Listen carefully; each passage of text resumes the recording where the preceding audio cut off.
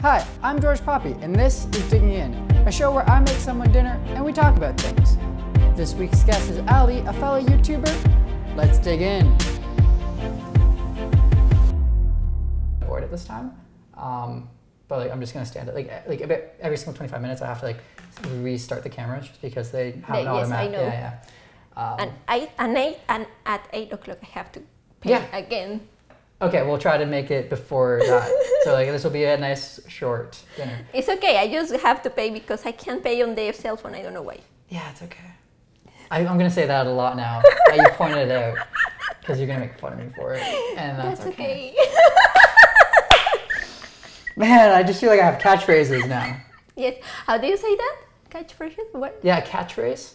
Catchphrase? Catchphrase. Phrase. It's like you repeat the same word. Like in Spanish. I know the word in Spanish, but in English I didn't know. What is the word in Spanish? Muletilla. Muletilla. Okay. That is like the real meaning of that is the things that you use for when you don't have a leg or you hurt your leg and you use something to pull, like. Oh, so like crutches, or. I think the things that are like this. Yeah, we're like crutches. Okay. Yeah. Okay. That's interesting. Because think about it in English, it's catch. So you're catching, like a phrase, which is like a group of words. Yes. So you're just like you've caught those, and then like you just keep on spinning the thing that you've caught. So it's interesting how languages kind of find these ways of explaining a simple idea, but in very different ways. Relax. Everything is okay. That's what happens when I'm just a positive person. I invite you to dinner, you roast me. It's great, I love it. Sorry. No, it's okay. I know, it's a problem now. I can't stop doing it. Okay. But yeah, it's... I'm not gonna say it this time. No, keep it doing because it's hard. When we want to take out a word, it's like you say it more times. Yeah. Until it makes you like conscious. Completely self-conscious, and then you're like, I am done with this phrase.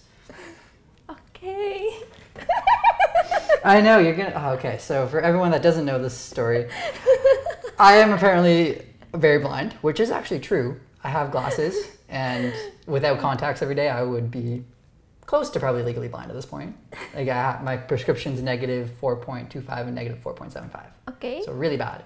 I'm gonna help myself because this looks really good, and I'm really excited, and it's been a long day. The tongs might be too much. But okay, so I was seeing Ali, and well, okay, Ali saw me, and she waved very, very aggressively. Well, not aggressively, but like just in a normal way, and I didn't see her. And then she, like, how long were you waving for? I don't know, really, but at least 30 seconds. At least 30 seconds, and it was getting progressively more aggressive, and she's about 5 feet away from me. So it's just really bad, and I'm just oblivious, and this has now become a trend apparently. And yeah, I can't really do anything about it. But relax, it's okay, don't worry. Exactly. Everything worked out fine. You still said yes to having dinner. So clearly my obliviousness wasn't a problem. But I start like this, and then like this. You got, because it was also, I'm not used to people waving to me. Yeah, you told me that, I remember that. So because it's, how often it happens when someone's waving and then they're actually waving to the person behind you, and I don't like having that awkward encounter where I'm the person that waves and they just give me a weird look, like I'm not waving to you. Yes. I just self-defense almost, where I just don't assume right off the bat that it's not someone waving at me. I know. Yeah. It happens to me. I am like, you have to be like discreet, like. Yeah, of course. It's one of those things you want to be a little discreet, just in case they are waving at you, that it like looks like you wave back. But if you didn't, like if they don't know you, they're like, oh, they're just like doing something random. But in that moment, you already know me, so it was weird. It was weird. I'm just really oblivious. Don't worry, everything is okay. Oh man. Don't get angry with me. I'm not. It's It's side-eye. But I can't be mad because I would do the same thing given your position. Because it's great. Yeah.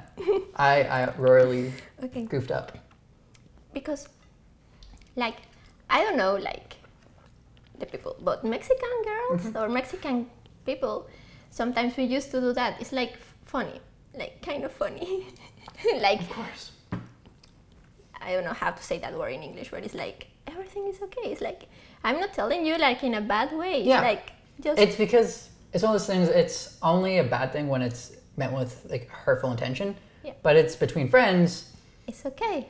Everything is okay. Like in this case, it is, but it's also just the fact that it's just a funny story. It's just like you kind of screwed up, and you shouldn't have screwed up. And now I'm gonna hold this over your head for the rest of your life because if I don't, I'm not doing my job as a friend. Yeah, but you have the.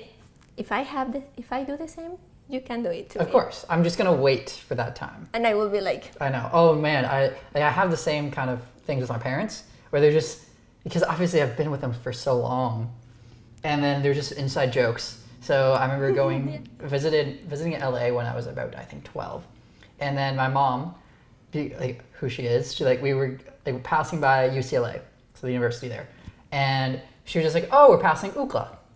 Okay. And it's just like it's UCLA, mom. It's not UCLA. So, like she was just classic wanting to. Just read it how you would read it in any like Latin-based text. It's just like, of course it's UCLA, not UCLA. Who would think about that? That's insane. But I've made fun of her for that for her entire life, and now it's public, so everyone knows that I make fun of her for it. I'm a horrible kid, apparently. No, but she reminds now that you are not with her. Yeah. Probably when she sees something about that, she will get like remember of you. Yeah. She will remember. Mm-hmm. I know. Okay. Yeah. Mm-hmm. So yeah, see, like this is where I don't think maybe in the same way because I don't have kids. But yeah. But now I understand. Mm-hmm.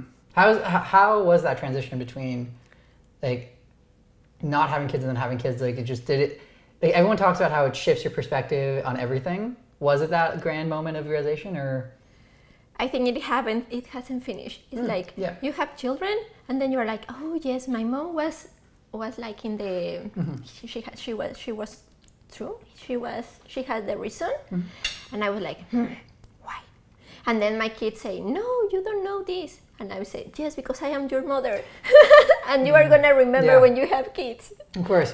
Do you now catch yourself saying the same things your mom told you? Yes. Yeah. And I'm like, why I say the same things? It's like I hated it when I was a kid, yet I'm doing the same thing. I try to say another thing, like in the same, the point that I want to say, but I try to use another words, but I can't. Sometimes I like, okay. But that's fine. Everything is okay. Don't change that. Yeah. I should really just let you talk, because I think whenever I open my mouth, eventually I have to say it's okay. I do try to change it with it's fine, but apparently that's not good enough. No, it's not okay. Yeah. Now it's not okay. We reversed it. No, now every time that you talk outside here, like tomorrow, you're gonna be. When we are gonna say everything is okay, you're gonna remember me. Of course, it's gonna be ingrained in my mind now.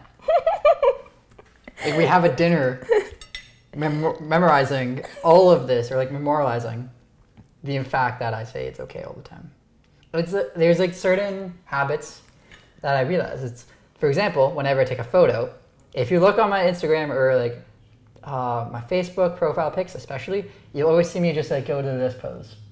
Really? Yeah. It's just because I hate being photographed. And this is like, really? I'm gonna look cute, but still I don't want to be here. So just like. Don't do that. You're right. But it's one of those things where it's hard to get out of your routines sometimes. Habits form. Well, if you make that in all your pictures, that will be your style now. Yeah. And it's a question then where, if that's just your style, then should you just embrace it or should you try to change your style? Depends on what you want. Like if you have many followers, if they like the people, if they like the pictures or whatever, you can keep in your style. But see, that's an interesting thing because then you're talking about followers. and doing what your followers want, but is that going to help you to actually like change, like be able to grow as an individual if you are taking that into consideration? Or is that like then turning into an inauthentic self where you're just doing things to have followers and to make them happy instead of doing something that like you would actually want to be doing? Depends on what you want to do, I think. Yeah. Like you can mix both of that. Like give the people, because you have to know your market, target, I don't know. Your target market. And then when you have that or what you want to know about that, I think you have to try to do what you want to show them. Yeah. You know? I think. Yeah, but I think it's easy to start off when, especially when you're just starting off, you can really decide what your target market is and you can decide who you are. But then when you grow up, or like grow just in general, you do change. Like you have different tastes, they evolve. It's like how any great musician, for example, if you listen to their first album compared to like their fifth, the sound usually changes, especially if they're a really good artist. They actually change. They don't play the same kind of style. Because if they're playing the same kind of style, they're going to get bored out of it. And then it's always, I find that push where it's interesting to think about the fact that there's a point where people that know you want, like they expect a certain style from you, but is that going to harm you in the end because it's not going to be pushing you to go and keep on creating and finding new places to go? I don't know. I don't have an answer for it. Me neither. Because I have that problem now. Okay. Like when I start the videos, I was like, I was giving what I want to do. Like I was doing what I want to do, but without like looking more than, I said, okay, let's do that for 1 year. And it was good. But now it's like in one channel, I start doing things of Canada, but the public is like now telling me like I am like giving everything about education. And I was like, I am not like speaking just of education. Yeah, it's just because I think, especially in YouTube right now, a lot of people gravitate towards educational content because it's one of the biggest markets in YouTube. So they just understand it that way. It's the same way whenever I talk to someone that's a daily vlogger, a lot of them hate when they get the comment, oh, like your style is like, what's his name? Wow, Casey Neistat. Okay, like, yes. Yeah, because they see their work being very different, but the person talking to them, they don't necessarily know the different subgenres and like what goes into the process of making it. So even though like to them, they're just, oh yeah, this is a daily vlog, and so I'm categorizing you with this like person that I know. It's like, what I'm doing is actually very different. Yeah. But sometimes they mix that you are doing the same things as other people. Of course, because no one's. Don't die. Of course, I'm gonna die. I've had a terrible cough for the last 2 months. It's just, why? I don't know. I've just been sick. You haven't seen my video about the cough. Okay, tell me about this because apparently I have not watched it. So, what should I do? Explain. Educate me. You just have to. Don't laugh at me, okay? I'm not like it's one of those things. I know I probably seem like a very sarcastic individual at times, but in reality, I just get really excited. I'm like a puppy at times, in a way where I'm just really fascinated, and I just want to know where people will go. Okay. Yeah. However, so to get rid of a cough, you use an onion. It depends, but I prefer the red onion. But so you have to cut the onion. You put it in a bowl, and then you put sugar on it, and then how much sugar? Like cover of sugar. Okay. And white then sugar, brown sugar. White. White. Okay. Regular. Yep. I'm just asking. People want to know. Actually, I want to know. So. And then you put it in the bowl, and after 3 or 4 hours, it's gonna be a liquid because it's gonna be like the sugar probably gets dissolved by the onion and then, yes. Yeah. So that liquid you have to take it, like, but it doesn't taste as onion, and you are not gonna smell it as onion. Interesting. It's well, that's the thing. It's also I actually kind of like onion. You like onion? Yeah. Okay, oh yeah. good. Because it's okay. My dad cooks with onion all the time. That is his favorite ingredient. If the meal does not have onion in it, it's not a real meal. I love that also. Yeah. Where like for me, my favorite thing is garlic. by far. Like every recipe that I ever read, because I always stick to recipes. I am not skilled enough in the kitchen to like make things up as I go along. I know that my limitations are there, but I'm good at like when I follow a recipe, I know because it's chemistry, makes sense, you know, just equal parts of things. But if a recipe tells me, oh, you know, put like 3 cloves of garlic in, you are there. 6, 7, 8. Because there's just not enough garlic in the world. I know. I use onion and garlic for everything. I don't know why, but yes. But and also if at night you are coughing like all night coughing, you put that onion, that bowl next to your bed, and you will not cough. Huh. Yeah, it's interesting. These home remedies that we don't think about anymore. That are just that simple. I know. To turn that, it's one of those things, like I was talking to you before we were rolling a little bit, how I'm really impressed with the fact that you come up with so many different topics on the same topic. So the Halloween videos, you apparently do them every year. You have a lot. And you like every single year you find like at least 5 different recipes that are like Halloween inspired like treats and food. How do you come up with that? Like, do you search online for it? Is it just like I'm gonna make this up and make it seem Halloween themed? Yeah. Sometimes you ask me like how do I do that? Yes. Yeah. Sorry. Yeah. No. Don't apologize. My English is not. It's not at all. It's how I look at language is language is supposed to help us communicate, and it doesn't matter what language you're talking. It's just about being able to understand each other. And if like you don't understand me, that's my fault. No. No, it is. It's 100% my fault. Because like the point of me talking is so that you understand. It's like it's the interaction. It's like I want you to understand what I'm saying. If you don't understand, like that's my fault. That's not your fault. Okay. Because then I'm not explaining it the best way I could to you. Okay, you are the first person that I hear you like or telling me that. Yeah. Okay. It's also this is like how I save myself because my handwriting is the worst and everyone talks about it. And I'm like, I'm not trying to communicate with you. I'm just trying to communicate with myself. So that's how this is like my little safeguard of how I understand language. Okay, so I'm gonna answer your question. Like sometimes, like when I started like 4 years ago, I saw a picture and I said, wow, and that was 5 years ago. I saw a picture and I said, I'm gonna make in this party that we are gonna do, I'm gonna make everything like with Halloween. And I love that, and I was like, oh, it's interesting. I love all the things, and the people were like, what? Yeah. I don't like that, or it looks terrible, or whatever. So next year, the following year, I started making my channel. I made my channel, and I said I should make that of Halloween. So I started doing the recipes that I made the year before. And then I look sometimes on internet, or sometimes things that looks like weird. I said maybe I can put red, and that will be like the blood or whatever. So I just create, and also my kids love helping me. So that's awesome. The Halloween session is like, oh, I love that. Like even in the year they asked me, I have like well, we are eating, but something about the cats. And you eat the chocolate, but it's chocolate, but it's weird. So sometimes they ask me, can we eat the things for the cats? And I am like, no. And the people look at me like weird, and I'm like, oh, okay, it's just a recipe.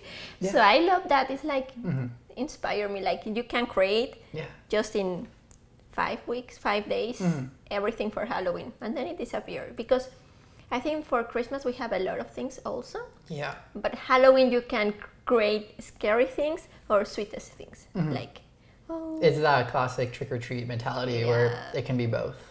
Some people in my videos, they told me, oh, that's so ugly, I will not eat that. And some people, oh, they are so nice. Or I have the onion on. I made a finger with onion, and I think I have like 500 comments, and like 200 says that they don't like onion, and the other answer to them or whatever. But it's cool. Yeah, that's interesting. It's when you get that kind of comments. Are you happy to get negative comments? Is it something that like terrifies you? It just like I know personally, and like I actually mentioned this like I think a couple dinners ago, where I actually really enjoy when someone gives me a negative comment because it means that I got a reaction out of them. For me, the worst is someone that's neutral because that means I have not done my job right. When it's just like they don't have anything to say. It's, oh, okay, well then I guess I'm just not giving a reaction. For me, it depends on the comment. Like, well, I love negative comments. Yeah. Because they give me views. They give me the... It's true. That's the best part. It's just like if someone's watching you, like constantly, at some point they're paying you. Yes. They're paying to hate you. It's incredible. And you are like, why he didn't write this time? Yeah. But well. It's like, did I not do something offensive enough? Well, let me think. Not for me, but my husband has a video, and they told him like something, and I was like, oh, that's so bad. But that was weird because he usually, sometimes they told me like, for example, for the fingers video, they told me, hey, you copy to this person and whatever, and I say, go to the video of that person, and you will see the upload, the date of the upload, and you will see that I uploaded before that person. I was like... That is savage. That is you dropping the mic so hard. Just, that is badass, not gonna lie. I know, but that was on the first year, because I was like so angry. I was like, of course. Hey, I made that. Of course, like, I don't know if they copy or not. Yeah. I don't know. But the point is like, why the people are telling me that I copy to the others? It's like, so I started. People want like, drama. Yes, but that's how I start loving the hate. Yes. Yeah. And then that would be the title of a good book. Loving the hate. And it probably exists, I'm sure. If not, that it will be. You should write it. Yeah, that'll be the title of one of the books I write, or that I have someone write for me because I'm a horrible writer. Yes. Well, actually, no, that's not true. I'm not a horrible writer. It was never my talent. So I'm always been scared about it. I've read my entire life. I was an avid reader. Like my dad would read to me every single night. It was awesome. It was many, many books that we read together. And like even to this day, I always have, like right now I'm reading 5 different books. I'm like, yeah, it's bad because I don't have time to read. And then I just keep on picking up books. I go to Indigo or Chapters or whatever you want to call it. I still think of it as Chapters, but it's Indigo. And I always, like, that's how I calm down sometimes. I like go get a book. It's the same way that I will go watch a movie and that relaxes me. It's just like I don't have enough time to read all the books that exist, and it's just they keep on stacking on my bedside table. Which kind of books do you like? This is where right now I'm reading a lot of entrepreneur books. A lot of what? Business. So like, yeah. So because it's just like I need to be reading that, and I know it's important. But I do love a good fiction book. Like, you know, Harry Potter did shape my childhood. Really? Oh, yeah. I was Harry Potter for 7 Halloweens in a row. Wow. Yeah, because it also was easy. I had glasses. I have messy black hair. And then you have just to yeah, put a scar. Yeah. I play the part well. It's pretty solid. Cool. It's my go-to costume.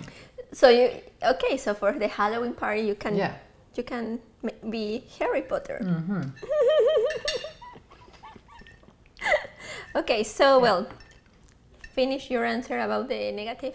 I love. Yes. Yeah. So obviously the title of my first book, loving the hate. Loving the hate. Yeah, loving the hate. That'll be. I think that's cool. You should write that before you forget. Before I forget. Oh, well, we now have it in this video, so I guess someone will keep me. If the day I write a book and it's not called Loving the Hate, I'm gonna get trashed. It's gonna be great. It's gonna be all the negative comments, and then I'm gonna write a second book about loving the hate for not calling my my first book Loving the Hate. Okay, so remember, it really meta. Today is your day. The title of your book. Yeah. Don't forget. Loving the Hate. It's a catchy title, to be very honest. Yeah, I know. I am like, that's a very good title. Yeah. I would read it. I would pick it up and be like... Okay, you do it and I put it in Spanish. Perfect. Because that was the thing. Translations are so... it's such an art form. Yeah. So, for example, I was doing my classics major, which I'm no longer anymore, but I did it so I could learn Latin and Ancient Greek to read the philosophers in their original text. Because you get such a different understanding from that. Because if you're reading the untranslated, like the translated version, the translators put in bias. They put in their own interpretations. It's different. Yes. for example, I read Dante's Inferno, and it took me about a year to read it because it just wasn't captivating. And I'm sure in the original Italian, it's beautiful because that's how it was meant to be read. It was poetry. So, yeah. I am doing also translations. That's why I Really? said that's a Interesting. good idea because Yeah. I made a translation of a guy that lives here, and he has already wrote like 20 or 25 books. Wow. And That's interesting. I know. How did you meet this guy? We were living in the same building. Oh, wow. And someday I listened like YouTube, and he said like I am doing something for YouTube, and I said YouTube where? Because I just arrived and I just want to meet people, and I say that's a good idea. Yeah. So I write that I said what's your name and whatever, and then I met him. And then we start talking, and he tell me what does he does and whatever. Yeah. And then he asked me if I can translate his books to Spanish, and I said yes. That's cool. Sure. So, I always find it interesting how those types of incidents happen so often, and we forget about that. Where it's that one-on-one interaction that just happens out of like a weird occurrence. So even like how we met. We were just at an event, and then you made fun of me for, not seeing you wave the second time we met. Okay, no, it was not the first time. It was not the first time. Because that would also be weird if you were waving me down, not knowing who I was. No, that will not happen. No. But it's just putting yourself in that situation where you're going to be okay to say yes to people and be okay with the fact that things don't happen the way that they're supposed to happen. I know. Yeah. Like you have not to plan. I think it's if you don't plan, the things goes like fluent. Like I think that's good. So I made a translation. The what? Translation for him. It's good. I haven't finished because there's a lot of books. Of course. And it's in English, and sometimes I'm like, yeah, it's overwhelming. Oh yes. Yeah. No, I remember just how like. For one summer, I was transcribing notes for a philosophy prof. So that was about 1,200 pages of philosophy notes that I was transcribing. And that was hard enough. And wasn't just in one language? No, it was just English. So it wasn't, it was easy. It was just literally. Translate. It was transcribed. So because it was all handwritten notes and I just had to type them up. But that was hard enough. I know. But I also could do that automatically because I'm not trying to think about how to like change the words, but I can imagine translating it just a nightmare. Yeah. Because you're trying to also capture the spirit. You're not just, it's not like throwing it into Google Translate. No. And then letting it figure itself out. Though to be fair, I literally just did a grant application where, like, because it's a grant towards a Quebec foundation, we did write it all in French. So we threw it into Google Translate. Our English, because it was a really nice, we wrote it really nicely in English. And we did Google Translate, and apparently we got someone that was fluent, and they said like, oh, that's actually a really good translation, weirdly enough. There's like only a few words here and there that needed to be changed. So it's getting better, but it's not the same magic. It's different. I know it's getting better, but you have to read. Like if you don't read, you will be like, hey, they did it there. So you have to make like the sense of the sentence. So it helps you, but you have to do it like you have to read it. Yeah. Because like I know sometimes you're self-conscious about your English, which I don't know why, but like I get it. It's like everyone, like when it's not your first language, it's scary. I'm really lucky where, for me, Romanian was my first language, but I learned English when I was 5, so it's basically my first language. But with that, like with having transcribed now 20 odd books, do you think your English has gotten better because of that, or do you not see? Yeah, it's getting better because I learned like new vocabulary and that, but I think I need to speak also more because I have the grammar inside me. I know how do I make you understand all of the logistic parts to it. Yeah, but when I want to speak, sometimes I'm like See, at least you speak versus like me in French. I learned French from kindergarten to grade 12. Okay. Yet I am not fluent. I'm conversational at best just because I get so shy with my French because I know it's garbage. That's the point. You don't have to be shy. It's like, what I told you is like also for me, but it's true. Because this is the thing. Everyone is a hypocrite. We know the advice we should give someone, yet we don't take it ourselves. Yeah, it's true. Yeah. But that's why I'm telling you, it's also for me. But you know what? I think that when we met, my English was, because I was scared, so I was like more like, yes, no.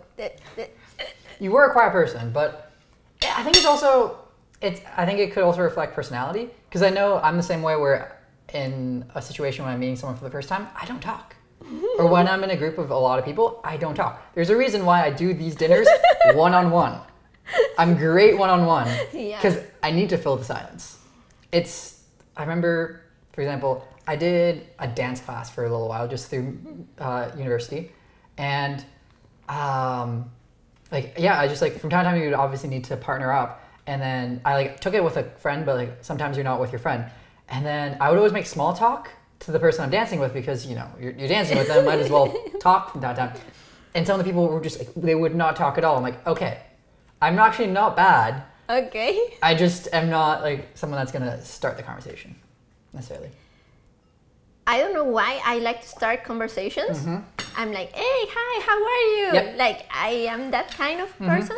Well, it depends. If I see you like you are with your face angry or whatever, I'm like, no. You're like, I'm going to avoid this person. Yes. But if or you're going to flag them down vigorously with waving. I'm taking this back. I'm making this a joke that I can live in. So you can't make fun of me anymore. Okay, next time I see you. No, every single time. I know this. I know this for a fact. You will always keep that over my head. For the rest of my life. And I'm okay with that. Okay. I accept it. So what I was going to tell you? Oh, I cut you off. Yes, I like to go with people and say hi or whatever. You're the person that starts the conversation. Yes. But then when I am like there, I'm starting getting nervous. And I'm like, I don't know. It's like, yes, I am like introvert. How do you say that? Introverted. Introverted, yes. So I'm like, yes, but no. I don't know how to explain. Because in Mexico, I used to make theater. Oh, I cool. love going on stage and like we made like musical theater. Yeah. I love to do that. But if I go with a group of people that I don't know or like that's different. I don't know how to explain. It's like in front of the person. You're like in front of the an audience on the stage. It's okay. I can dance. I can do whatever. But with people, it's weird. I completely get the same thing. I remember, like in elementary school, you know, I would I was a music kid, so like we would always perform, and that's completely fine. Or I remember like even being in a rock band in elementary school. Me too! I don't know why that was a thing. You were in a rock band? Yeah, well, okay, so my school, we had rock, like, as like a side project because we had a cool teacher and he wanted to like use his knowledge of music. Okay. He just like started rock bands. Cool. With kids, yeah. So like we would also perform at like the winter concert that we would have, you know, where like everyone comes together. And so I remember like singing it for that. I'm not the best singer, but it was just comfortable to do that in front of an audience. But when I sing it, like if someone asked me just like, hey, sing this in the street in front of people, you know, I'm like, God no. God no. No. I need to see the blinding lights. I know. So that I can act. It's also the same way with videos. Yes. I know I am a lot more excitable when I'm in the video because like I know it's for an audience and like it's fine. Yes. But I'm not gonna be like that usually without a camera rolling. I know. Like if I have more people like when we are filming and then there's a lot of people, I will be like, can you get out, please? Yeah. I'm even actually right now, like I don't know if you know that I started doing a podcast with a friend. Okay, you do know. So I'm just completely apparently selling myself right now. No, because you told me. Yeah. Okay. Anyway, so right now I am editing the first episode that we did with a guest. Okay. And in that episode, because I'm also editing it, I noticed that I talk the least by far. Because I'm just like, I know what I'm going to say. I don't need to say it. I want to know what everyone else is saying. That's what happens. Well, now you learn and you're going to make whatever you want to do in the other ones. Yeah. But like I also love, that's the thing. It's weird. It feels selfish to say, I'm okay with listening to other people. And it, like maybe it feels maybe it sounds selfish to be like, I'm not sharing my opinions. Well, like I do want to share my opinions. But I also want to like listen to other people and learn from them. I'm just like, I'm a huge learner. I just want to know what everyone else is thinking. Yeah, but also we want to know what you are thinking. That's why I did the daily vlog for a while. But like I got so self-conscious about it. You do a vlog every day. I used to, yeah. How do you do that? It's because it's practice for what I do. And you don't have kids. I don't have kids. That helps. Yeah. My schedule's insane. I know. I don't know how I keep it up, to be very honest. I've become militant with like making sure that I'm trying to be healthy. But like, how old are you? 23. That's the point, because you are 23. Yeah. I'm just not sustainable at this point, yeah. No, you can't say that because... It's the time for me to do things that are stupid. Yes. Well, that depends on you, but at least... at least you can sleep at whatever, like anytime you want, and then you will be awake. Like... See, I don't though. I go to bed every single night at 11. I wake up at 5. Every single day.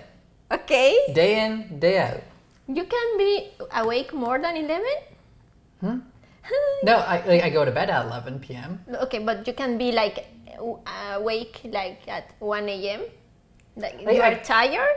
Well, no, that's the thing, because like I try to wake up early because I'm a morning person and a night person. So if I were to do things like chronologically, I could be up till 1 o'clock working and then like wake up for 5 and work then, because I suck at the middle of the day. But I know like that's a worse sleep pattern to have. So I've been like really just trying to get myself as tired as possible during the day so that I literally just fall asleep the easiest at 11 o'clock. Okay, well that's weird. But usually... I'm a weird person. I know this. I'm fine with it. I didn't say that. No, I know. I said it. I accept it. I am insane. Usually at your age, like I could sleep at 1 a.m. and then I wake up at 5. Yeah. And I will be fine. You'll be fine, but you can only do that for so long, I find. Like, I can go to bed at 1 and then wake up at 5 and do that for 2-3 days. But in like the 4th day, you are like... Yeah, you're just a zombie. And you're also not being as productive, I find. Well, that's true. Well, but at least... Well, no, it's not at least. Forget it. No. Yeah. Go on. I want to understand the wisdom that I'm about to be offered. No, like you can manage your time. Yep. And then you can sleep, like if you need to sleep like a little bit on the day, you can do that. Yeah. And when you have kids, sometimes it's difficult, and I can do a blog every day. Because I said as you in your blogs, what I'm gonna talk every day about me, like who's gonna be interested in me? But I think, I honestly would say that because you have kids, you actually have more material than I do. I don't have people that give me inspiration. I live by myself. I don't have kids that just are an infinite source of creativity because everything's new and everything's exciting. Yeah, but sometimes it's like... It's too much? Yeah, they ask you like everything, like... I love that though. Man, I was that kid. I remember every single day, my mom would drive me to school every single day. And I would hop in the car and she would ask me like, oh, what do you want to know about? And I would usually ask her 2, 3, 4 questions. And by the time she picked me up, she had found the answers to those questions. Every single day. I wish she had kept a journal of all the questions I asked her. Yeah, it was awesome. And that's so nice of her. Yeah, best mom ever. I'm very biased when I say this because I know everyone's mom is the best mom ever. But I love my mom. She's incredible. She's an incredible woman. She inspires me every day. Okay. Yeah. This is my shameless self-promotion. Like, Mom, this is your Mother's Day card right here. Okay. But she should see this video. Yeah. Oh, that's the thing. She watches everything I do. Of course. Yeah, because it's your mom. It's your mom. Yeah. I know. And for my mom, sometimes she's like, she asks me questions about the videos, and I'm like... Yeah, I know. I got a question from my dad the other day where he was just like, so how are you going to make money off this? I'm like, it works. I know. Money, you do something long enough, like you find ways to monetize, but... But it's weird for them. Yeah, it's because it's not tangible. Tangible, yeah. That's tangible. Come on. Tangible. Tangible. Yeah. Okay. And they said, how do they make money? It's like, how? It's weird. And you explain, and then, like, for my mom, they understand. Yep. She understands, but then in 1 month, she will ask me the same thing. Of course. Because it's also not their world. It's the same way. I know what my dad does, but at the same time I don't. I know. And I'm okay with that fact. Yeah. Yeah, like with, like, you're around, like, how has it been, like, with transitioning? Because, like, YouTube's been changing, and, like, you've been doing it for 5 years now, and I'm sure that you've, like, the channel has changed, and, like, you've figured out different ways of figuring out how you're going to do things. How has that explanation been? And also, like, just how has the shift in that 5 years? Because I know YouTube, I'm a baby on YouTube still, and I'm just learning all about it. But, like, how have you seen the change? Hard question, I know, it's, like, two-parted, but... I know. Yeah, that's a very big question. Like, for me, I think, because I was used to make videos, like, constantly, but then I left the videos. Yeah. For many reasons, because I moved here, and then the kids, and I have to learn French, and I have to learn how to make the things here, because, like, I know how to make things, but here in Canada, some things are different, or we have to learn how to do that. Yeah. And then you meet people, and then, so that part, I think my channel grew, but not in the way that I want, because I didn't make videos, enough videos. So now I'm starting again. I'm just working, like, that's why you impress me. Like, every single day you upload a video, and I don't know, like, well, I don't know how I can do that, because I have a lot of videos that, but I haven't edited the videos. And that's my point, because I have the videos from 2 or 3 years, and now I think that material is not good enough. I wouldn't say that. This is where I think people are self-conscious about it. The fact that while I was also doing daily uploads, which I've stopped for right now, because I just didn't have the bandwidth, but for me it was because it gave me a very hard deadline every single day. So it'd be like, regardless of what I'm doing, I have to do it. I always had the luxury that what I do as a job involves doing all this stuff anyways, and I can justify it to myself of spending all this time editing and filming because it's practice for what I do, and it explains. It's also like me marketing myself, being like, this is what I do. Okay. And like, no, because like it's also like right now, I'll talk about this, because right now I'm like pivoting potentially like the business that I've started into a personal brand agency. So I'm very much living my brand in the sense that I have a personal brand, and what I'm doing is like what I want to be doing for other people as well. Right now, eventually I want it to be a media company, and I've been very honest about that. I want my channel to be creating media, like creating content that is monetizable in itself and is valuable and it has its own platform and identity. I know that to do that right now is insane, because who am I? I'm this guy that didn't go to film school. I taught myself everything. I have there is no reason for someone to believe in me. In you, okay. And I get that, but so I'm just gonna market myself with like, hey, this is what I do. Understand the issues of like having a personal brand and like maintaining it. I think I can help, and that's what that's trying to like do it both, like showing this is what I do every single day because I care about this and I really do believe in the product I'm going to be providing, and and showing that skill. So that's where I'm at this point. That's a very good point. Yeah. Believe in yourself, in your project. Yeah. Like if you don't believe, because like that's no one needs to believe in you. You have to believe in your project to do it. Yeah, it's where I think salesmen are horrible when they don't believe in their own product, when they're just pushing something to push something on you. But then a good salesman is going to give you a product that he actually thinks is going to solve a problem for you. That's actually what good sales and marketing is. Yeah. No, it's true. I know that. Because you see that through someone. And I don't know why I don't act. That's true. Yeah. But I don't know. Sometimes I say, I'm too old for editing. It's so hard for me sometimes. Because it's hard for everyone. And no one talks about that, which I hate. Or people do, but not enough. Where to create content all the time, it drains you. It's because you're giving yourself, like, you're giving parts of yourself away, and then if you're doing it at a constant pace, you're never giving yourself time to refresh and get new ideas and get inspired. The way I look at it is like TV shows. They don't run all year, unless they're the news. But for every other TV show, they take time off. They run for 7 months, and then they take the next 5 months off to come up with new ideas to keep on creating. And on YouTube, you can't get that break almost. Because it's not normal, which is stupid. But then my phone went off. It was my mom too. Great. Yes? Yeah. Yeah, she knew you were talking about She knew. She just sensed it. My kid is talking about me. I must message him. Again, Mom. Hi. Love you. okay. Relax. Your mom knows that you love her. It's funny. It's because like the only times I've turned to the camera to speak directly to it was when I talked to my mom. Everyone else is just like, you don't get a shout out apparently. No? Well, apparently it just like, yeah. Everyone else, you get a shout out. Your dad? I love my dad too, but yeah. That was less time. It was less time. Because you are a boy, and they said that boys love not more, but they are more like empathy. Yeah, empathetic with our moms. Yes. No, it's more why I do that is just because like the difference between this is where like I understand like how my parents operate. My mom, she appreciates that gesture a lot more than like my dad.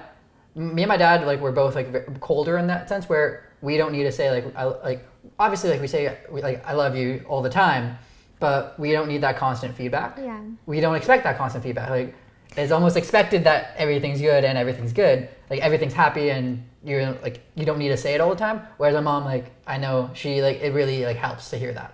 Because it's emotional. That's when we come back to the emotional and the rational. Yeah, no, okay. So like you have this theory that you're taking the very traditional standpoint that, you know, men are more rational and logical based and women are more emotional. I think that's a false equivalency. I think it's also how we've set it up. So the fact that it's almost a self-fulfilling prophecy because we think women are more emotional and so we see it when they're emotional. We don't see it when they're logical. And then when men are logical, but like we see that, but like when they're emotional, we just kind of discount it. So think about men with sports.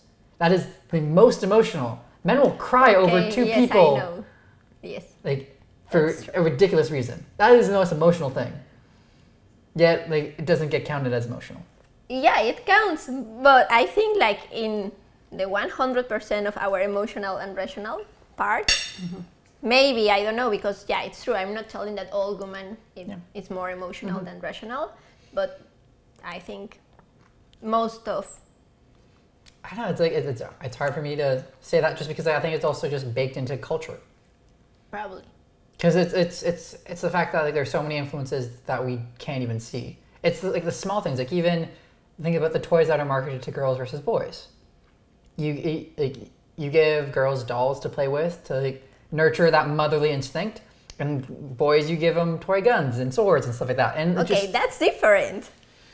But is it though? Because it's telling two different stories. It's telling it's okay to be emotional to women and girls when they're growing up, and it's telling them that boys it's not okay. Because it's like I remember me as a kid, I used to cry all the time, and then I got made fun of it, and then I stopped crying. Like for me, it's still very tough to cry, and it's not that I'm not emotional. It's just like I can't show it because it got so suppressed because of that culture. Yeah. But I don't see that bad that boys cry. Yeah. That's not bad. It's like I'm just telling that most of the time because you study philosophy. Yes, yeah. That's why you are arguing this. I do. I actually know nothing. I just bullshit my way out of things. Yeah. You see right through me. I'm just gonna go. Yeah. Because I also like playing devil's advocate. I'll give you that. And I used to play with cars. Yeah. My mom used to do the same thing. It's not that. You have to. It's like statistics. I don't know. I don't want to talk more about this because we are gonna. No, but it's interesting because like it's the question of the stereotypes exist for a reason. Like I'm thinking the classic one where like blondes have more fun, or yeah, I'll use that one. It's one of those things like there's some basis for that because like people have observed that as a thing, but then it's like if you know that, you then see the world through that. It's like having sunglasses on. You're just always gonna see everything shaded, and you can't take the sunglasses off type of deal. So you're not seeing the full image. You're just seeing part of the world. Okay. Yeah, I don't know. Anyway, yeah, this is maybe too philosophical, and I get caught in my own philosophical traps because that's what I thought philosophy was gonna be in university. Was just being able to think of cool things and try to explain them and understand them and have this understanding of knowledge.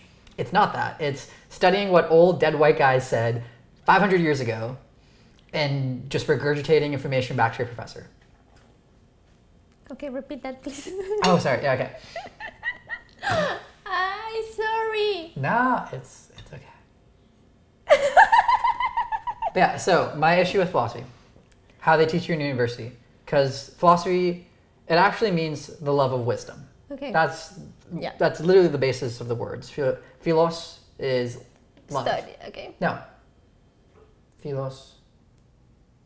Yeah, philos is love, and then phia is knowledge. So it's love. Like, it's honestly love the knowledge, and that's it. That's actually what it's supposed to be.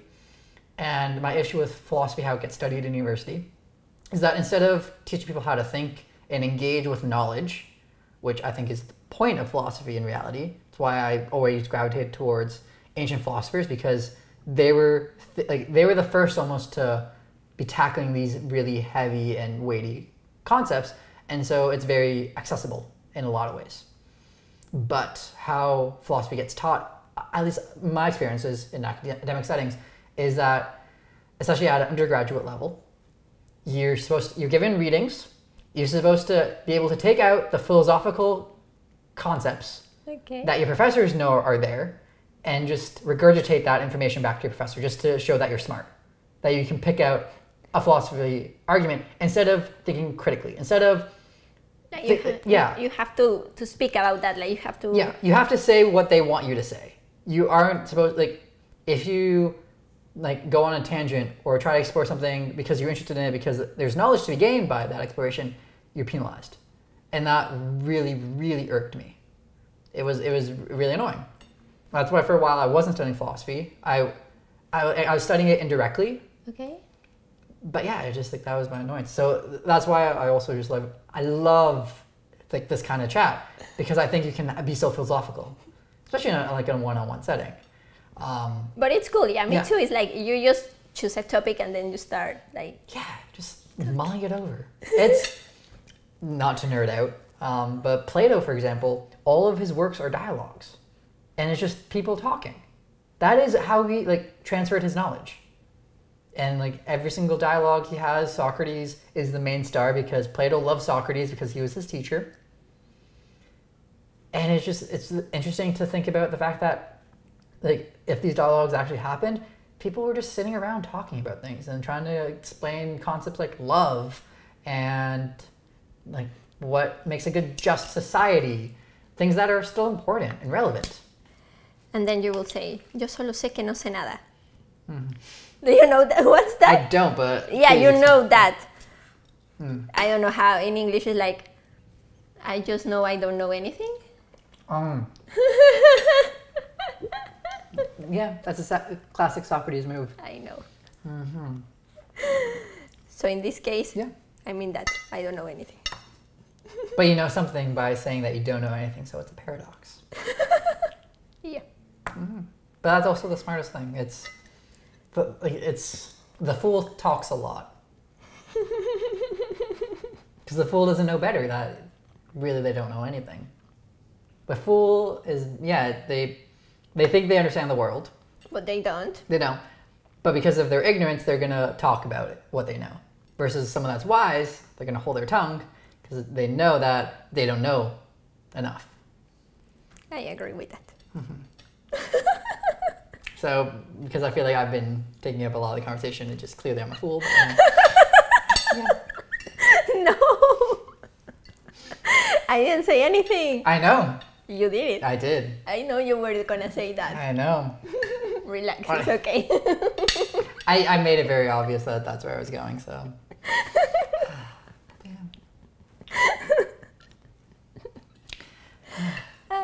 Yeah, well, it's one of those things. With any content, I think you need to be somewhat conscious that you're making content and making commentary. Because if you take yourself too seriously, then what's the point? I know. You will be bored. Yeah. How do you face that, where you're making content, and then how do you face that reality where it's not completely authentic. It's never going to be true to life, because it's the fact that you're filming changes everything to a certain extent. Or okay. Never mind. No, it's okay. I'm getting way too philosophical. So No, I am so bad. bad. Sorry. No, I'm just a horrible human being. No. I know you were talking about the commentary and the YouTube and the content. I know, sorry. Okay, you didn't understand anything what I said? No, yeah, I did. No, it was more not the comments of other people, but it just like when. Sorry, I'm really sorry about that. Yeah, no, it's okay. It became very philosophical very quickly, and like even. Yeah, like I would get lost because I get lost myself all the time. This is the thing. I really should be a philosophy prof to a certain extent because that makes no sense. No, you should remember your mother that she was having hard times like learning the language. Oh yeah. Okay, so please understand. Yeah, no, which I do, and like I hope I don't seem like an asshole for. No, you. Yeah. Okay. Sorry. No, again, it's my fault for not being able to communicate properly. No, that's a philosophy. Of course, everything's like of course, I'm gonna make philosophical points. It's what I do. I know. That's so now you know. Yeah. I do apologize if I am being very philosophical, though. No, I am really stressed that I can't speak very good English. No, it's like you realize how good your English is. You communicate perfectly fine. Like it's. No, I don't understand you sometimes. No, and that's it honestly is my issue because like my biggest issue with philosophy also was the fact that philosophy professors a lot of times they're horrible writers and they're not explaining it properly. I think that is the best. You're the best teacher when you can explain something complicated in a simple way. And if I can't explain something in a simpler way, like I need to be doing better. Now that I'm living in Victoriaville, yeah, I have to put 25 cents to the how do you call that parking meter? The parking meter. Yeah. Parking meter, yes. And I'm like to my husband, you see, why do we move here? I have to go down and do that. Yeah. Huh. Has it been a rough transition? Oof. Yeah, that bad. What's been so bad about it though? Like because there has to be something good about it. There's a reason why people live out there. I know you are now ready. It's good. It's good. Mm-hmm. Just like I feel that I have more friends here. Yeah. I started because you started life in Montreal. Yeah, I'm starting meeting people here, and it feels like you just got ripped away from the community that you already put time in. Yeah, no, that makes sense. So I'm like, I get it. Sorry. Don't apologize.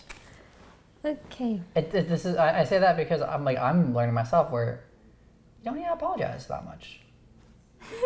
No, it's like obviously there are things that you need to apologize for when you make a huge mistake, but most of the time there's no reason to apologize for most things, especially when they're out of your control. Like, what are you apologizing for?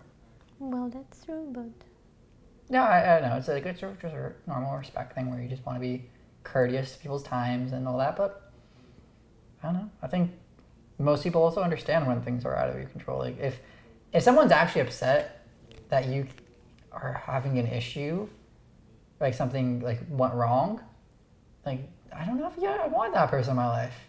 If they get upset because they get something that was out of my control. Well, why do you want that person? Yeah, because that's a horrible way to be. Okay. How I've been operating with the show is cool. That it's very candid. Because it's also me being lazy in a certain respect because I don't want to cut everything and pick the best moments to like make into like a nice fancy video. But it's also the fact that, man, like people don't. When's the last time you just listened to a normal conversation? Just a normal conversation. Like how much time? Like yeah, or like when's the last time? I don't know. Exactly. That's because this is my issue with a lot of content that's been created is we're getting hyper-focused content, which you're getting in 2-minute bursts, and that's it. And like there has to be a reason, there has to be this grand overarching theme of why you're getting it. And there's like that content is very valuable. It's awesome. It's needed. And like I love having that kind of specificity in seeing that content. But I also think like what I like doing with these is the fact that it's a winding journey. It's like we don't know where we're gonna head. And I think I remember like we were starting to talk and like you were very nervous about doing this. Very, very nervous. I'm like yeah. Because it's that fact that like we want to know what's going on all the time. And it's scary to let go. And I think it's cool for us to experience that. But it's also, I think, also interesting to actually see someone else having to go through that. Yes. I think it's cool. Yeah. It's different. It's not just you in front of the camera. Yeah, or the fact that it's the same way that I don't like networking events necessarily. Because it's the classic, you're talking with someone for 5 minutes and then you move on to the next person for 5 minutes and then you move on to the next person for 5 minutes. You don't spend time. You don't actually make a connection. It's just this very superficial, like, passing by. And like, again, it's needed. And like, that's how you start a relationship and all that stuff. It's important. But it's like, there needs to be the other side as well. Like the deep, where it's just kind of uncomfortable at times. And it goes somewhere. More than the barrier. Yeah. Yeah, I agree with that. And it's interesting because in my channel, the Canada channel, I make interviews with immigrants. And then you can be one of my interviewee? Interviewee, yes. You can be one of that. Canada, because I was born in Canada. No, because you arrived at 5 years. No. I didn't speak English till I was 5, but I was born in Canada. I was born in Guelph, moved to London, Ontario when I was about 4. Okay. Yeah. Well, you can tell me your experience as your parents that were immigrants. Oh, how do you see in your side? Oh yeah. How? There's a lot of pressure that comes with being a kid of immigrants. Okay, I'm gonna make an appointment with you for an interview if you want. Yeah, 100%. I talk about that story a fair bit. Yeah. Thank you. Yeah, no, it's because it's a story that it doesn't get talked about a lot. I find because it's one of those things, especially like if you're first generation Canadian, you're Canadian, so like what's the big deal? But there's certain points that it does get talked about where like the classic I grew up and like I was a kid with the weird food type of deal, but like there's a lot more than that. There's something more. Yeah, there's way more than that. Okay, yeah, that will be interesting. Yeah. I will love that because that's why I said that because you tell me about the when you talk with other people, it's like different. Like you don't plan anything; that it just goes and it's like, you plan, but it's one of those things. I always ask like if someone wants to talk about something because like this is an awesome platform for other people. Like I'm also just offloading the work of being able to find conversation topics. I know. It's great. I love it. It's the best way to make content is to use everyone else around you. And you're like, 100%. Okay, what do I talk with them? Yeah, and then I also just make food, and that's it. That's how I get people. I make you free food, and it will be all right. Yeah, relax. It's okay. Yeah, because it's also just an awesome way for me to make food for myself for the week. Like, be able to just have a dinner with someone for, like, there's a point. So if someone actually is going to say yes to having dinner. Because if I just ask someone to have dinner with me, 9 times out of 10, people are like, oh, I'm busy or doing something else. Like, I don't want to just do a one-on-one dinner at your house where you make food. Like, I don't trust your cooking. So in this way, I'm like, hey, come do this thing that is valuable to you. That's why I've ended up doing this a lot with YouTube creators because they see the inherent value. That's cool. Yeah. And then I'm also, like, to sweeten the deal, I give you free food. Who else gives you free food? What in life do you get for free? Nothing. So it's a win-win. Yeah, it's a win-win. Okay. That's all. Everything has to be a win-win. Okay, so in my interview, I have to give you food? It's fine. I would love to talk about the life that at least I've experienced as a first-generation Canadian, you know? Yeah, with parents that are immigrants, you know? It's... Because that's the thing, it's just my parents, I think my mom was like in the country maybe a couple months before I was born. So, well, sorry, a couple months before like I was conceived. I understand. Yeah. I understood. No, well, that's the thing, like I wasn't clear. because like if I was like, because that would have like, it wasn't that my mom was pregnant when she like arrived in Canada. Because that's a different story, but. But you are Canadian, but yeah. You have your parents immigrants, so that's a very, oh man, yeah, the amount of stories I listened to growing up. I'm also an only child, and we lived very far away from everyone that was close by, so I spent a lot of time with my parents. I spent a lot of time with like people that were older than me. For me, it's more comfortable to talk to someone that is 10, 20 years older than me, because that's who I spend a lot of time with. Than people of your age. Yeah, 100%. It completely has affected how I interact with people, because I'm really bad at the beginning of conversations because I don't have that knowledge. Like growing up, I just didn't have that kind of experience of how to communicate with someone, just to like get past that awkward beginnings of like, is this a friendship? Is this not? This is kind of weird. You're kind of weird. I'm like, yeah. I'm weird. You are weird. Yeah. Okay. Whereas like we are both weird. I learned with like adults, it was just like, oh, you're just talking about something serious, and then they just kind of accept you into the cult of adulthood. Yes, I agree with that. Like the other day, because this weekend was the Independence Mexican Day. It's not the Cinco de Mayo. No, that's not true. How offended do you get when people just like throw any kind of holiday that's Mexican and they just call it Cinco de Mayo? Not really, like... That's really calm. I would be... No, I don't know. I would kind of be livid, but at the same time, I would just be like, you know what? It's not worth my time. Depends on my mood. Like when they tell me, okay, you're gonna tell me. Yeah. Where does Mexico belongs? North America, Central America, or South America? This is where, that's a tough question. Because according to NAFTA, obviously it's North America. Thank you. At least you say that. Okay. Yes. I do know. Yeah, I like. There are a lot of people that do say Latin America, just because they're part of Latin America, because it's just like being conquered, like being based by the Spanish. It makes more sense to lump it geographically that way, because it's also geographies, we kind of make it up as we go along. Think about Asia and Europe. They're the same continent. I know.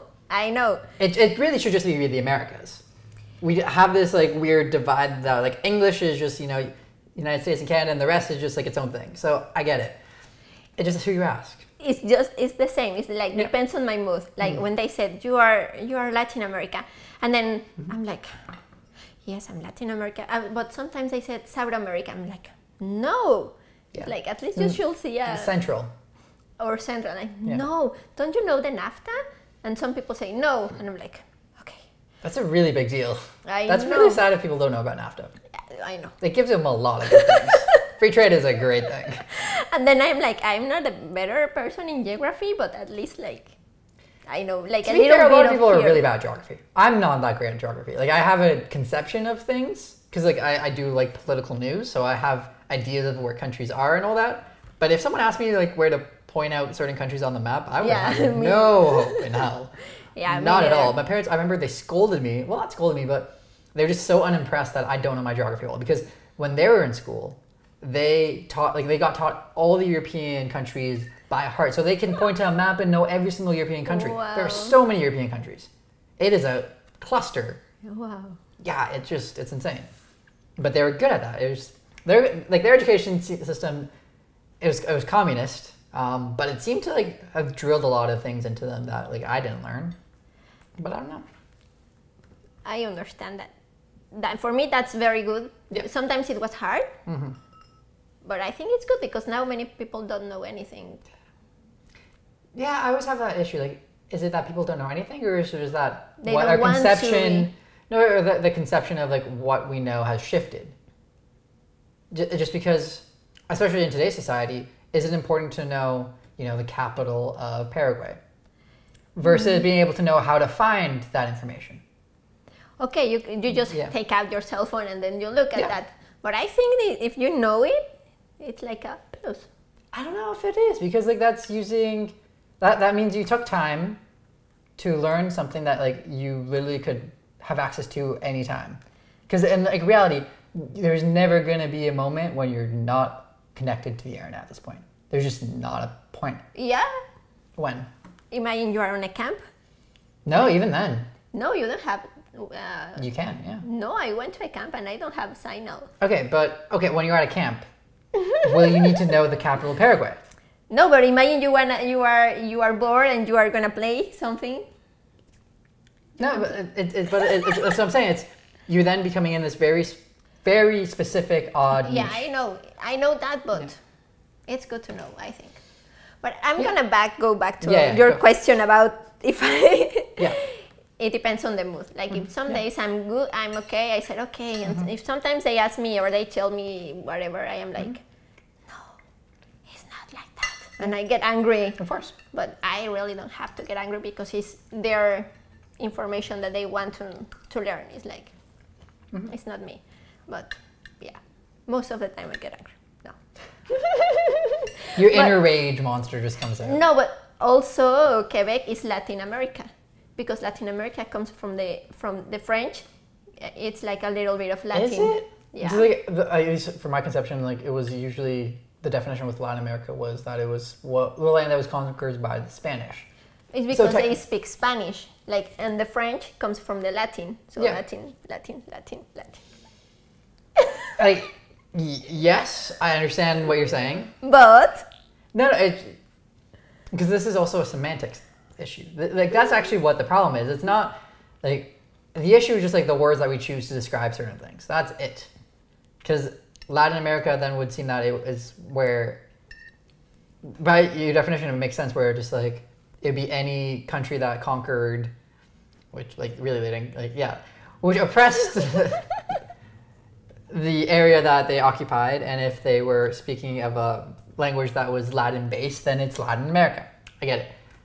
I think historically, a lot of times when people talk about Latin America, they do talk more specifically of the places which the Spanish were like the dominant force. So I would argue that New Orleans would be Latin America, because and Florida, because those were conquered by the Spanish. So I'm saying the U.S. has parts that are Latin America. Yes. Okay. But that's not interesting for the rest of the people. Why not? No. This is always, I always have that issue where we think that people don't find things interesting. But like, we find it interesting, so there are other people that do find it interesting. Do you think? I don't think so. Why not? Like it's like, this is one of those things. Like I understand, like a lot of people talk about having to be niched in your audience and understanding that. But there's also so many people that don't feel that in their personality, where like they're just like classic jack of all trades and like they just want a bit of everything in a grab bag. There's nothing wrong with having that kind of breadth. Okay. Because it's I think that's also like the impact of Western society a lot, is the fact that everyone needs to be highly specialized. But not everyone's highly specialized. We need people that are also just like kind of have a hand in each pocket to be able to bridge all those specialists. Because if everyone's just specialists, no one's talking. And then what do you like? What good is it if you don't talk? Because like the cool things are between the highly specialized fields. It's where like two highly specialized or three or four or five specialized fields come together, and like you form ideas that like were just mind-blowingly insane. It's the same way how I look at Apple. Okay. They always talked about being the intersection of science and arts. And it's true, like that's, I think, why their products have been so successful in the past, is the fact that, you know, Steve Jobs, when he was in university, before he dropped out of university, he took a calligraphy writing course. And that course inspired him to make sure that everything was designed beautifully. That's huge, because if he didn't have that inspiration of the art side and that culture, he will not do the rest. That's what was cool. That's why like Apple had a cool factor versus Microsoft, which was very much you're getting a computer and this is what it does, but there was no life and soul. More.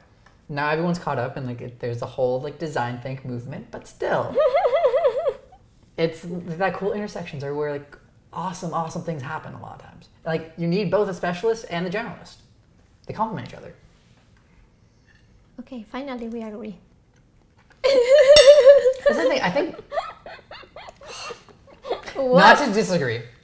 I think we agree more than we thought. It's just like, again, it's semantics, but yeah. I'm horrible at this. Well, I'm just a devil's advocate in any circumstance.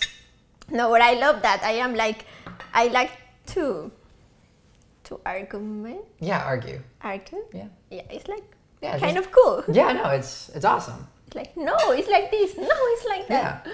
I was telling you about my the Independence Day. That was a long time ago. It's okay. Okay. And we were, I don't know what we were doing. Yeah. I don't know, we were playing or whatever. Of course. And then they were playing cards, and then he said, no, it's so incorrect or whatever. And I said, no, technically it's statistics. And then they said, statistics? Why? And then some people like to think, or some people like to argue, and some people don't. So that's, I like to argue. It's like, no, it's like this. I like to. Yes. But some people are like, oh man, that's, like, my dad is that way where he thinks I'm way too philosophical. And he just wants like a nice simple answer and then it's done. And like, I respect that because, you know, I don't need, like, his point of view is like, he doesn't need that complexity in his life because like, what good does it do? Because like, there's a point where like, when you're just arguing for arguing's sake, like, really are you doing any good? Which is valid. But there's also like so much joy in like just having like that like really fine argument where like you pushing your own understanding of the concept and you're like learning more and sharing ideas and hopefully also like realizing if you're wrong, which is awesome. My son is like that. He asked me, he has 8 years old, but he started since a long time ago, like, but why if the universe is like that? And I'm like, wait, it's like 6 a.m. Can you wait? Perfect time to talk about the universe. And he started like talking and talking and talking about that. He's like, whew. Yeah. The camera's dead. It's okay. I know. Do you wanna? I don't have a second battery for it. So I think I have the same camera. That's okay. Sure. Yeah, it's fine. Okay. This is the thing. Like that's a nice third camera that I added. I used to just do 2 cameras, so like that's just like a nice. It's just like a nice little beauty shot. Okay, because it's been moving back and forth too. You know. Just... No, I didn't notice that. Yeah, it's on a slider. That's cool. I take pride in my really fancy gear. That's pretty cool. It is really cool. I'm a nerd. It's great. I don't have anything about the nerd people, and I don't think that's nerd. Really? I think it's cinema nerd. Why? Because it's the fact that I have... It's the same way like how I got really excited when like for every Apple product. Where I'm like, I just want the coolest thing on the street. It's that kind of nerd. Where just like, I want cool toys to play around with to like make cool things. That's it. Because I don't need, like, it adds elements, like it makes things look nicer. But does it really add to the story? But it looks nice. It looks nice. Well, I have 2 cameras. Yeah. But I would like to have that thing. But I think it's not because you're a nerd, it's because you like those things. But I think I like those things because I find them nerdy. Because I find like it's cool to see how like using technology. It's like the same way I find... we have to define what is nerd for you. Ooh, because maybe it's different from me. Maybe I'm looking at it too globally. Yeah. So after that, I can say, okay, tell me, what's nerd for you? What's a nerd? So... so there's 3 different types of like, there's nerd, there's geek, and there's dork. Yes. Okay, we can agree with that. So nerd. Nerd. Okay, I think it's geek. Geek is usually like the easiest way. Like, I'll start with geek because like it's easy to define. At least in my opinion, geeks are someone that like they love something like a slightly obscure culture thing, and they just love it. So comic books. That's like if you love comic books, you're a geek. If you love video games, you're a geek. And that's and really technology. Technology. This is where you can be a geek or a nerd. So you're a geek if you just like you like it just because you're like, oh my god, this is cool. Like you're a fanboy of something or a fangirl, fan person. But then if you're a nerd, you like the hard technical aspects of it, like the more sciencey aspect. Like I think that's where nerd is like the person like at school where like they're gonna be studying, say, like a uber intricate part of, you know, some cell just because like they want to know like this one little specific detail. That I find is nerdy. Geeky is just like, oh, like you just like this general culture. And then dork is just like the term I think that is used if, you know, someone who's just like it's just like that awkwardness and like that's like you're just a dork because like you don't know, like you're not fitting into like the normal culture, which is actually the worst term, being a dork. And it's like it is like the classic like you're just like uncoordinated and all that stuff. I think it's a sad term because like really who doesn't have moments when they're uncoordinated and like not in the right place at the right time type of deal. But Okay, I agree with that. yes. But with geek and nerd, Yes. for me, nerd is like, as you said, like someone that always wants to answer like with a rational or if we are talking about whatever and they can say something about maths, they will explain that like more. They will go more than what we need. But geek, I think that's for technology also, like Yeah, that's why I think all the there's gadgets. both. Yeah. Gadgets. Yeah, all the gadgets. Okay. Yeah. Okay. No, like I see your point. It could, yeah. You could classify me as a geek as well, on this front. Okay, you are a geek nerd. Okay, I will not say That's it. geek, and you say nerd. So okay, geek nerd. A hybrid. Well, that's the thing. Like you can be both. Yeah. You can be all three. You can be a geek, nerd, and a dork. Okay. Yeah. Yeah. Nothing excludes it. Like that's the thing. It's also like, yeah. You can be whatever you want. That's philosophy. Yeah, it is philosophy. It comes out. Okay. Relax, everything is okay. Yeah, it's fine. It's all chill. It's all good in the hood. Yeah. All these good sayings. Except, like, I remember my grade 9 geography teacher telling us the first day of class, it's not all beer and sunshine. No. That was his, like, I'm going to toughen you up speech. And then I was like, why the hell are you bringing in beer into the conversation with people that are in grade 9? That seems weird. But That will be nerd, geek, or dork. do you have anything else you want to talk about? You can ask. I feel like I've taken up the car. Like that's the thing. I feel like I've taken a lot of the space today in this conversation for some reason. Like, yeah. No, No? we have been arguing. Yeah, we have. So. I think it's just the way I'm self-conscious because, I don't speak that often. And then when I do, it just seems like I go on forever. No, Maybe because it's just perception. you know that they said that women, we used to speak like per day like 30,000 words, and men they use like 6,000 words. Yeah. But maybe when you are in front of the camera, you speak all your 6,000 words of the day. Maybe. It's not bad.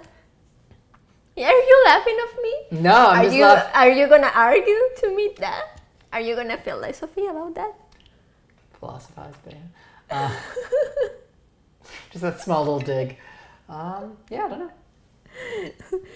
Okay, you get bored with me. No, I'm looking at the levels just to make sure that everything is good on that front. I'm not bored at all. I'm just like racking my brain because like I want to ask you something that's like deep and not just like superficial. Yeah.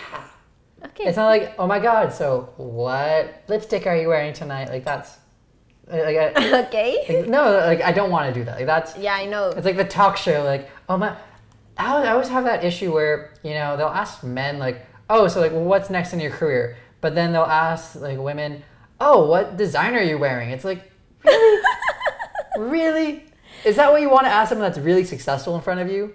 Like for me, talking with men, it's easier than talking to women. See, I find the opposite because I find it easier to talk to women than it is to men.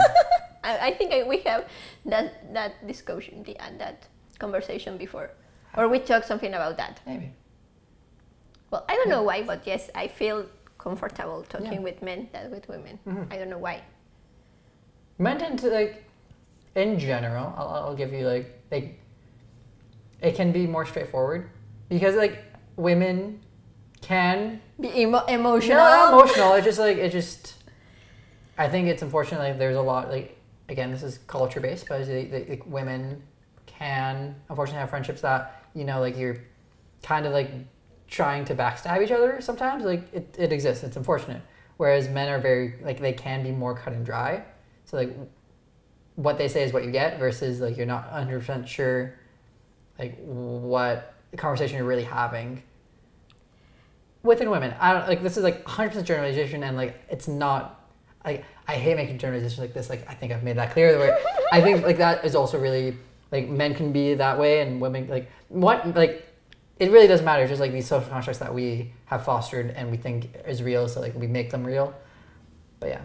I think that if I talk with what? No, I'll let you explain.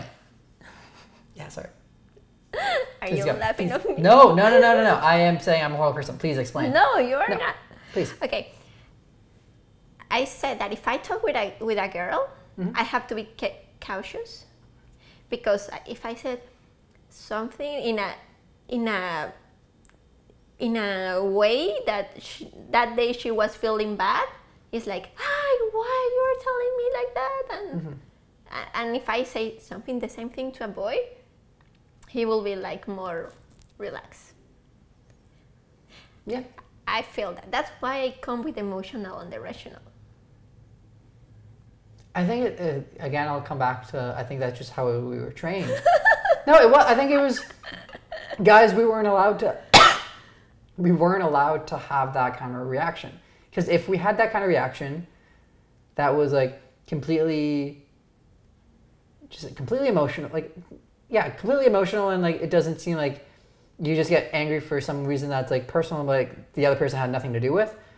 You're trained to not do that because it's not okay. But then it seems like it's more acceptable than for women to do that though, because like it's like, oh, she's just being a woman type of argument, instead of like, this isn't right. It's, you know what I mean? It's just like, it's how you treat that. So it's the same way I look at like segregation, where there's generations that were taught that it was completely okay to, have, a colored bathroom and a white bathroom. Okay. Because that was the world that they grew up in. So like, they thought that was normal, even though that is completely artificial. And it doesn't actually have any basis in biology or psychology or anything. It's just completely made up it's a human construct. And I think that's why I always have this issue where like bringing generalizations, because by making generalizations, we then create that world. Okay, I understand that. Yeah. But if you are like, maybe you will not react in that way, but you will tell me, oh no, I think it's this or this, or like you will be more objective. Mm-hmm. I think this is actually where the issue is that we have. You're living in the real world and being a realist, and you're completely true. It's like you have to face that. Like you have to like take that into consideration when you're talking with real people in real situations, because they have that inherent baggage. Whereas I'm very much an idealist in that sense, where I'm like, that baggage is something that we've created ourselves, and I want to fight that because I know it's just made up. I think that's actually the bigger issue that we're having. Because I agree with you. It's true. It's 100% true. In Spanish, I will say, you are giving me the plane. I'm giving you the plane? Yeah, you know what does that mean? There's a word in English for that, but it's like, you are giving me like by my side. Like I'm giving you the win in a sense, or? No, like it's okay, whatever you say. Oh, that like I'm just kind of like brushing it off, where like, oh yeah, like you just mean this, and like you're actually like agreeing with me, yeah. Kind of. I don't want to think of that. Like because I think we're both like, maybe we're both like, or maybe I'm just wrong. Maybe I'm wrong. But I think it's one of those, in my cases, like, and most of the conversations I've had, there's actually truth in both sides.